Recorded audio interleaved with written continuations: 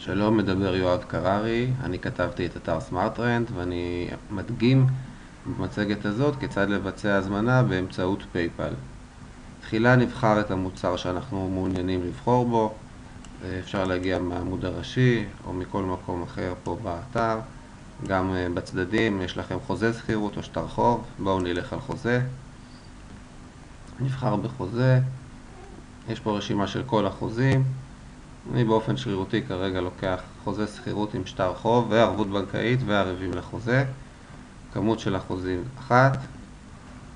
אפשר גם לראות פה פירוט של מה יש בחוזה הזה אם אתם ממש רוצים. יש פירוט חוזה מפורט ומקיף, כולל 13 עמודים עם הרבה מאוד תכנים שיש הרבה מאוד מה ללמוד. הם נכתבו לאחר הרבה מאוד ניסיון ועריכה. נעשה אוסף לסל. עברנו לעגלת הקניות.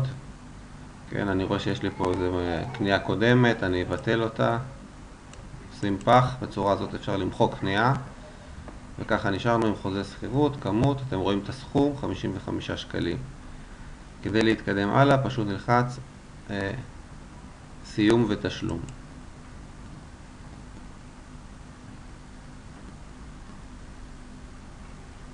אפשר לראות שהעמוד ניתן למטה.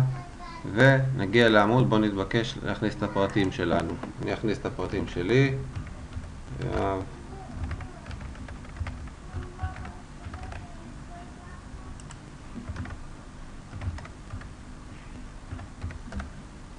כתובת. טוב, אנחנו נרשום מספר טלפון 03 טק טק טק. בסעיף הזה יש לציין האם אתה בעל נכס להשכרה או דייר, זה שמשלם את שכר הדירה. במקרה הזה אני יהיה בעל הנכס.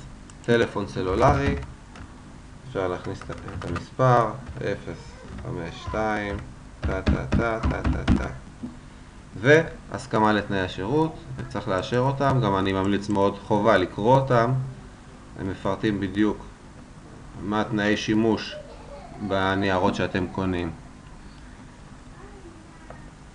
אפשר להגדיל את העמוד הזה, להסתכל, לצפות בו, וכמובן בסופו של דבר לסגור אותו, זה לא מפריע לתהליך ההרשמה. נעשה שליחת רישום.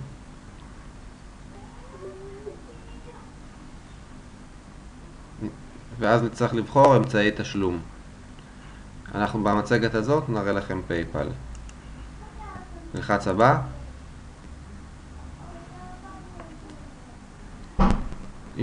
תוצג לנו שוב ההזמנה שלנו עם כל הפרטים, כדי לוודא שאנחנו באמת מזמינים מה שאנחנו רוצים להזמין. ניתן לכתוב הודעה,